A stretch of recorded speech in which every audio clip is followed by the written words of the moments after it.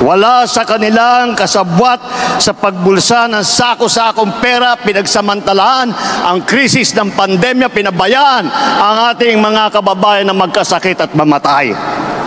Wala sa kanila ang mga pumapalakpak sa China at natutuwa pa kapag tayo ay binobomba ng tubig.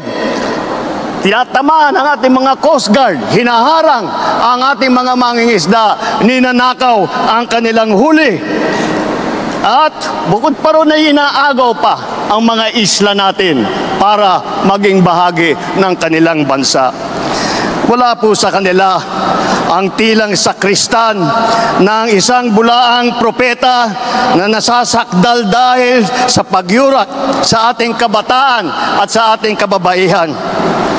Wala sa kanila ang tagataguyod ng pugad ng krimen.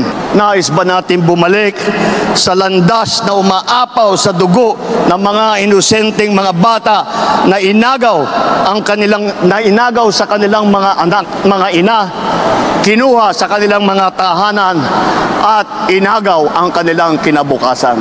Kaya naman, makakatiyak po kayo na kapag ang ating mga kandidato ay naluklok sa Senado at sila ay nagsimula ng kanilang trabaho, asahan po ninyo na sila po ay hindi makikihalo, hindi makikilahok sa ganyang bagay na ating iniwanan na at naayaw balikan. I do not want to criticize anybody. Well, sa madaling sabi, maraming issues. Hindi ko naman sinasabi na kaya natin kung tayo ang nandyan sa Malacanang. No, it's not that easy. I have been there. But the guy is simply taking his time to come up with the solution of the problem. So kagaya nitong bigas, which is really tumatama yan sa tiyan, pati sa puso ng Pilipino. Hindi niya nakuha yung pinaka.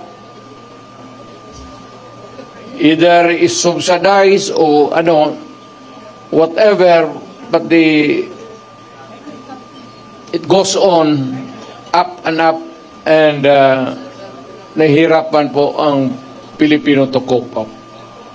Bukang hindi niya kaya na habulin yung presyo. Yan na lang sa pagkain. Huwag na yung iba. Pwede na natin yung graft and corruption. Nandiyan yan eh. Maski anong klaseng administrasyon. Pero yung immediate, urgent need to solve is really itong presyo or the price of rice. Kailangan ni baka ako kung sa panahon ko, sinasabi ko, total we are endorsing the candidacies of so many bright Filipinos dito sa atin. Baka not the magic one, but makuha nila kung paano talaga bigyan ng solusyon. It's either you import and go down or whatever. Ang ekonomiya natin is agriculture. Ang problema, yung pagkain mismo, hirap tayo. Well, of course, yung mga dumadating na typhoons could be one of the factors that can be, palagay na natin, hirap tayo maghabol. Alam mo, pag nasa gobyerno ka, ikaw yung nagdadala, you cannot give promises. Panay na lang ang pangako mo and you keep on, promising people for so many things, pero itong pagkain talagang unahin nila. Pinaka-basic talaga. Medyo hirap sila. Aywan ko kung bakit. Ngayon, kung yung presyo ng bigas, yung presyo ng pagkain para sa Pilipino mas bababa ngayon,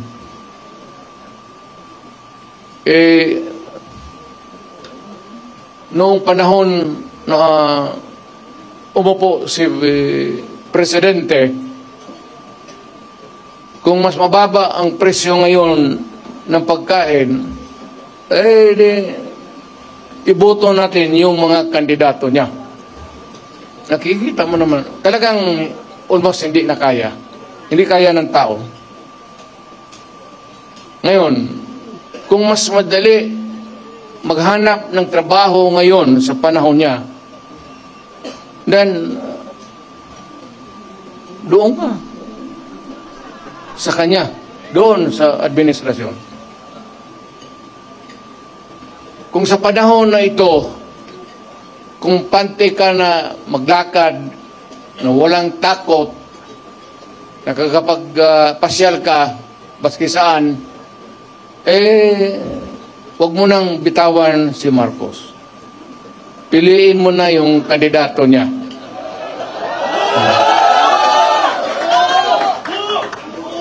If it's easier for you to find employment or jobs now than before, then go for Marcos. Yan ang sabihin ko na medyo basic na hindi nila mahabol. Ngayon, kung mas minus yung droga at krimen ngayon kaysa noon, panahon niya, pag-upo niya, naabutan pa niya yung, well, ako, hindi ko ma-compare kasi pwede kong sabihin, mas mabuti siya ngayon kaysa aking panahon. I can even concede na ganun ang nangyayari. Pero it would not be a good reason for you to solve the problem just because you're doing right, more rights than the wrong ones that the other guy had committed in the past. Na ibig sabihin niya, kung sabihin, wala yun si Duterte, mahina kasi ganun. Okay. But it's not me. It's the Filipino people. Ang tignan mo ang Pilipino, huwag kang magturo dyan sa mga kalaban mo, kagaya ko, kasi ako, hindi na ako kandidato. Ngayon, kung mag-usap tayo, ang pag-usapan natin kung ano ang mga tao na pwede natin gawin na makatulong sa atin, mailagay dyan sa Senado para maski batas na lang ang habulin natin or a policy that is enunciated by Congress, particularly about the drug problem and itong ekonomiya.